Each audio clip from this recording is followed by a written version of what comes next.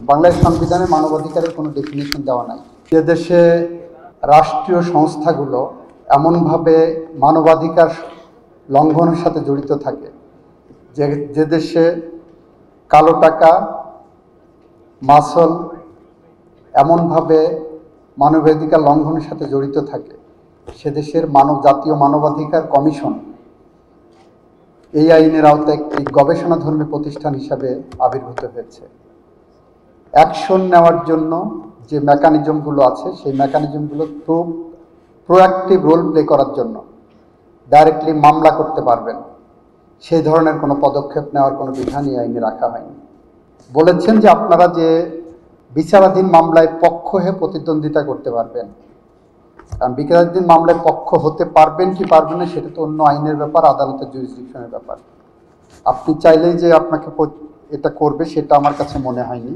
আপনারা মানবাধিকারের যে একটা ডেফিনেশন দিয়েছেন সেকশন 2 সাবসেকশন বর্গের জতে, সেখানে বলেছেন গণপ্রজাতন্ত্রী বাংলাদেশ সংবিধান বা বলবৎ যে কোনো আইন দ্বারা নিশ্চিত কোনো মানবাধিকারের ডেফিনেশন। বাংলাদেশ সংবিধানে মানবাধিকারের কোনো ডেফিনেশন দেওয়া নাই। আপনি একটা আইনকে রেফার করলেন, সেখানে সে ডেফিনেশন এখানে দেওয়া হয়নি।